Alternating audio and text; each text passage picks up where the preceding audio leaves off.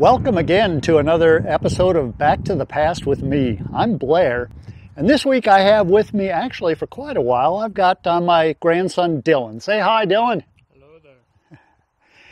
Well, today our project is to work on removing at least part of this hackberry tree off to your left in the photo.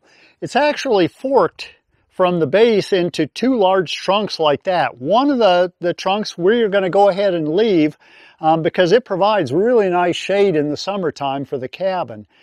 The other fork, as you can probably see, is into the eave of the cabin and actually tearing up the roof. So that half of the tree we're going to eventually cut down here in the next couple of weeks and make it into lumber if we can, and if it's not good enough for that, we'll make it into firewood. But I hope you'll stay tuned.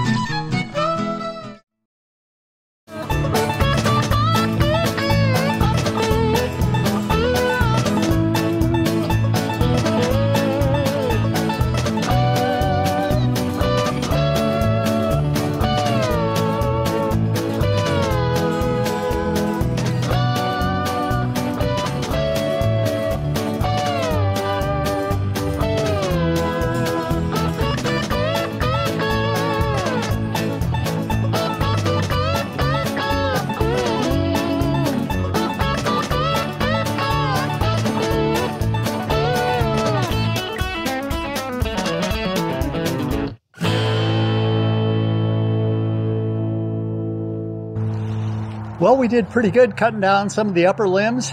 Tomorrow morning we'll move to the other side and do a little more trimming. But I think for the biggest part, that tree is ready to come down, or that half of the tree is ready to come down. So we'll be back. We'll continue this episode on another day. We got a lot to get cleaned up yet tonight before we can quit. Have a good evening. Well, it is a beautiful but a little bit brisk morning here on a Sunday morning. I think the game plan is to take the upper half of the tree down basically right at roof line, and it'll fall just about in the direction, hopefully, if everything goes as planned, in the direction that the camera is sitting right now. I flew the drone earlier this morning to get some photos of it and try to get an exact height on it, and fortunately it's a lot shorter than I thought it was. I thought it may be as high as 100 feet tall, but it's only about 70. So that'll help us some. I am going to back up the camera and we'll do a time lapse of this coming down, hopefully in the right direction. So stay tuned.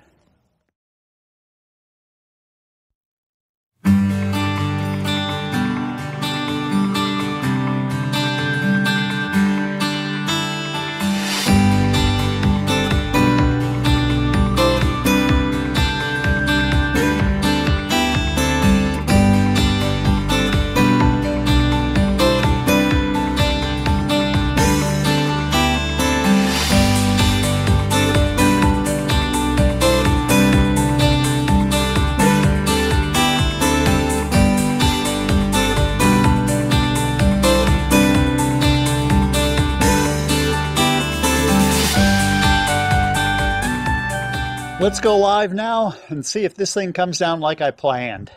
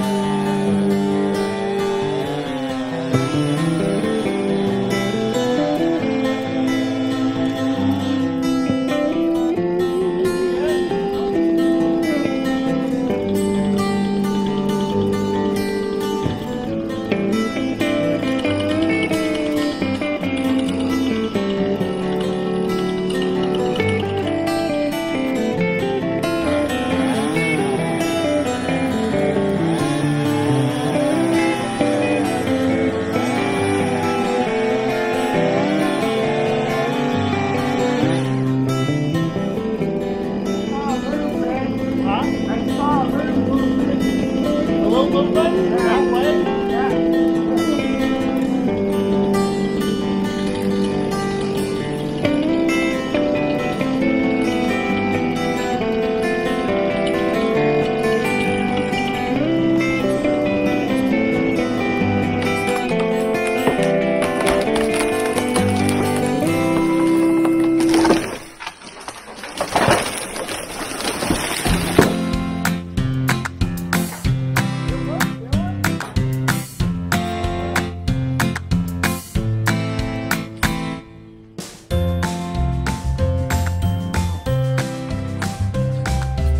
Look like we did any damage to anything?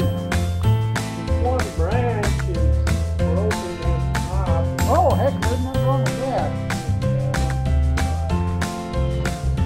There's the house. What's that? There's the house. Good, that was the main thing. That's awesome.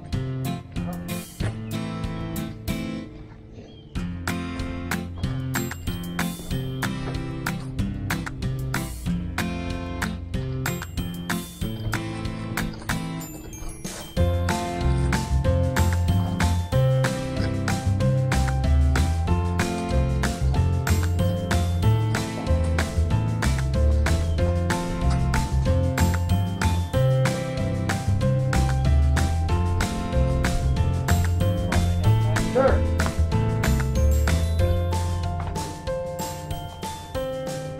Well, we got lucky. I kind of thought it might take down these little cedar trees here, and it went right between those. Even the honeysuckle tree, it just missed it. Broke a little tiny branch on that. We did it. Success. I'll go back into time lapse until we get this cleaned up. It worked. I'm happy. Now the next 12 feet of trunk, I'm going to wait for probably for my next trip down here to take that down. It's not hurting a thing being there. The wind won't affect it and tear it into the roof anymore.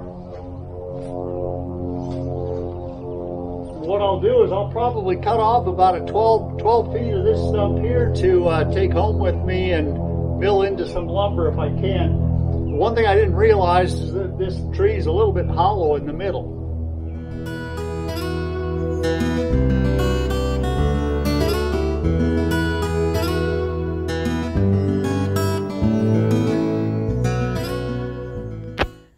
And here is a look from the top side at what we've been working on.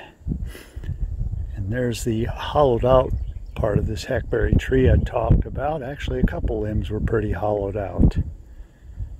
It was time for it to come down. It does kind of concern me for the rest of the tree, though. As nice a shade tree as it is, I certainly don't want it coming down on the cabin.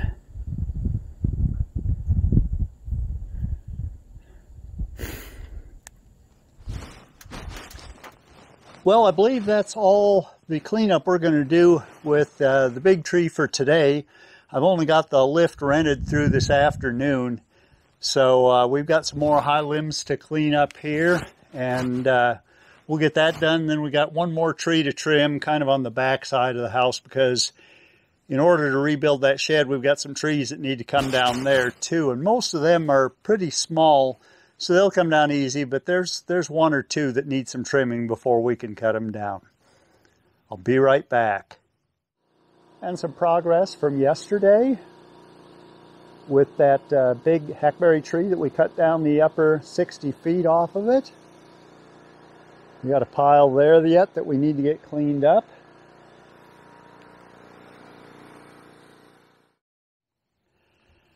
Well, I am back to cleaning up our mess from yesterday. I think I'll probably spend the rest of the day here trying to get as much of this cleaned up as I can. Get a lot of this cut into firewood lengths and such.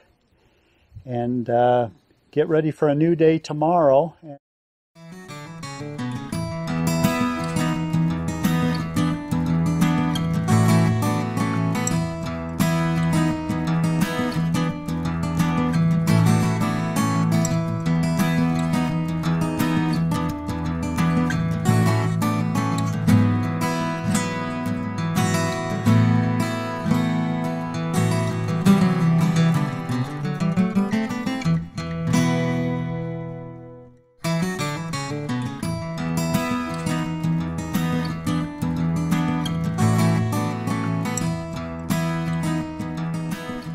Well, we got some firewood cut up, and it looks like there are 2 logs that I'm going to end up taking home with me to try to mill into some lumber.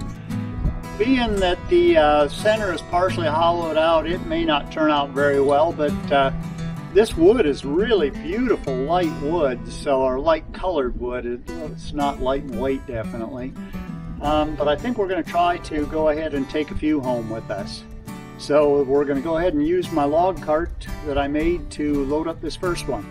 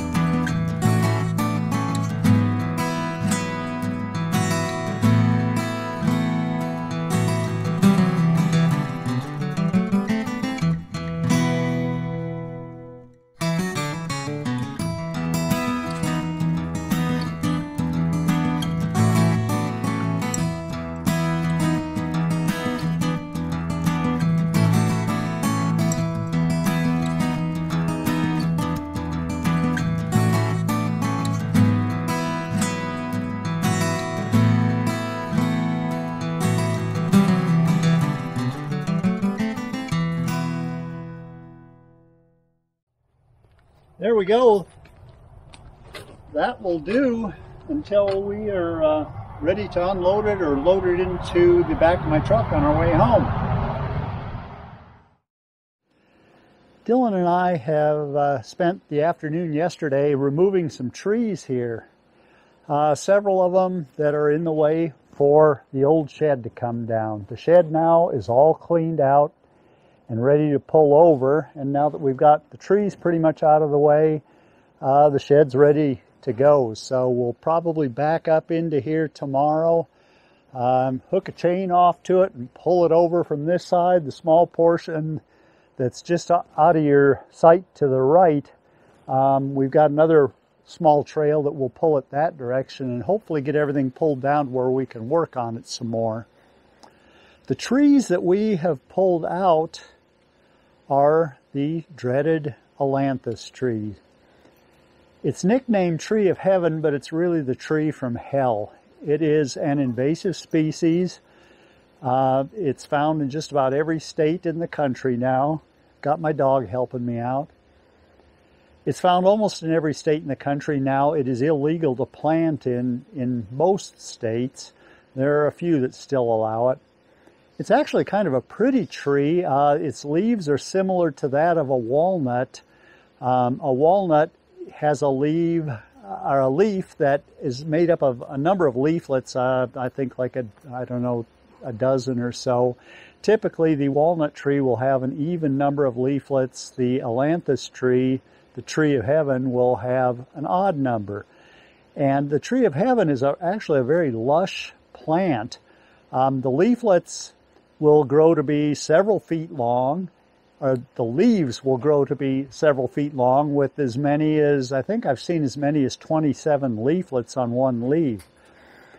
And the way to distinguish it from the walnut is it has a smooth-edged leaf and it has little thumbs sticking out at the base of it. Sometimes there are just the 2, and sometimes there are 2 here and then 2 just above it, depending on the maturity of the tree. It's really an awful tree in a number of ways.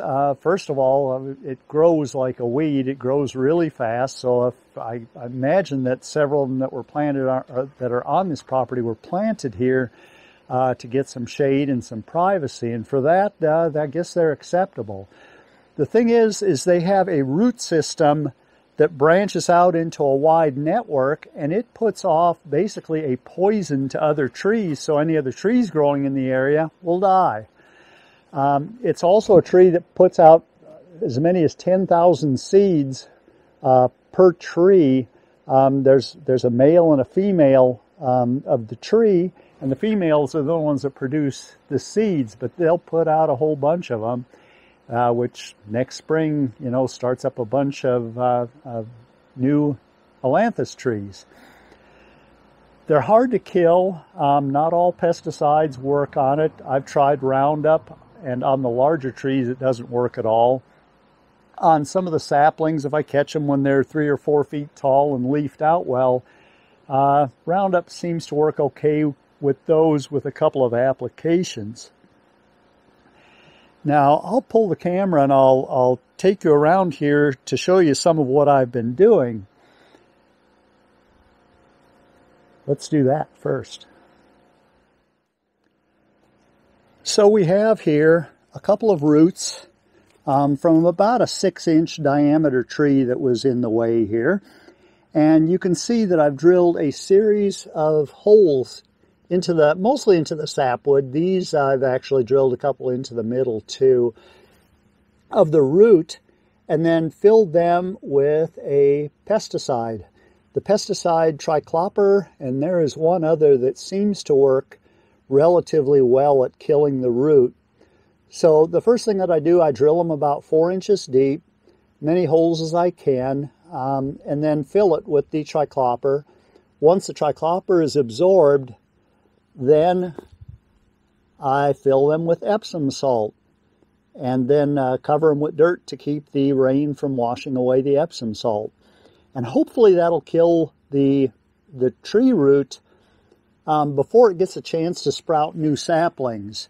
And this tree is just notorious for sprouting saplings when the tree dies. So there are some methods that are supposed to be pretty effective. I've learned from, I think it's the University of Pennsylvania, or maybe it's the forestry department at the university, or at the state of Pennsylvania, and also Virginia, because they are really wanting to get rid of these doggone trees. So here's a couple smaller ones that we cut down, and again the same trick, drilling holes into the sapwood, filling them with tricloper, and then once that's absorbed, I'll fill them with Epsom salt and cover it with a plastic bag so the rain doesn't wash it away.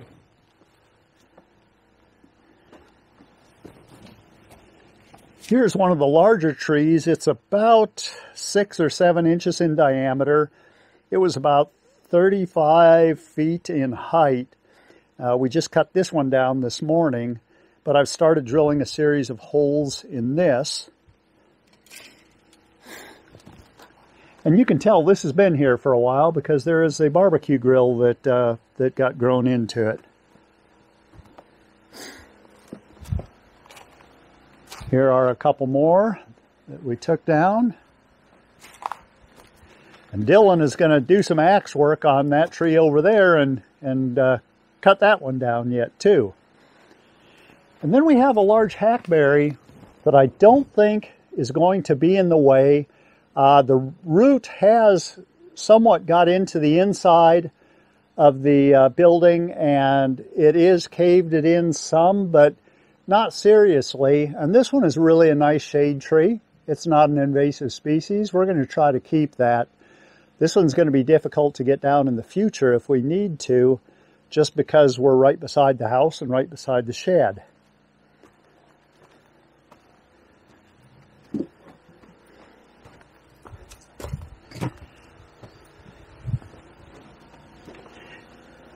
And inside the shed, you can see where the root from that hackberry tree has started to push it in, but it's still fairly intact. At some point, the previous owner had come in and repointed a lot of the wall, and there's a few cracks in it, but it's really not in too bad a condition.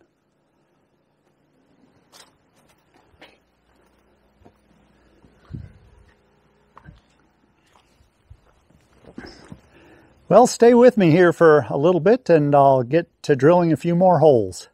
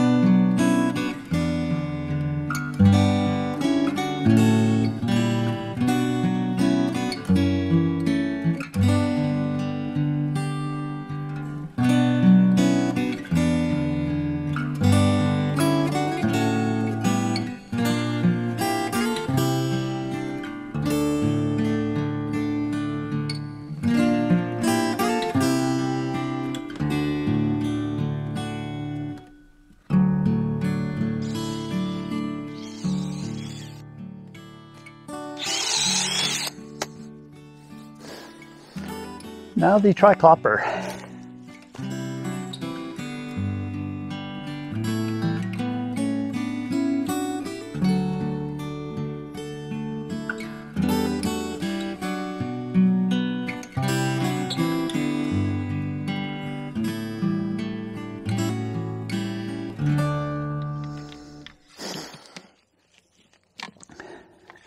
Well, that fills all the holes. I'll go ahead and mist the tops of everything.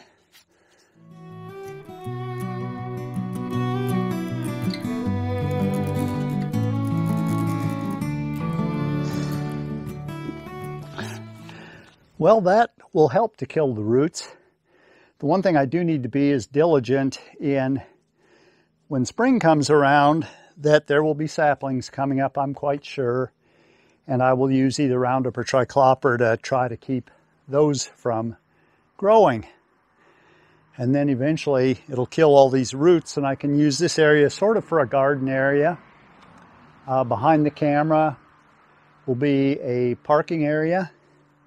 But when I get to tearing down and rebuilding this section of the house, it'll have slightly different dimensions than what it has here now. But I'll still have an entrance in basically the same place here, so it'll be nice to be able to come out this door into a little garden area and maybe a place for a picnic table. And then easy access to the root cellar, which I'm sure I'll be using again eventually. Need a little bit of repair work down there too. And it'll be nice to see the shed gone and rebuilt, and I'll rebuild it with a board and batten siding, much of which I've already cut on the LX25 mill.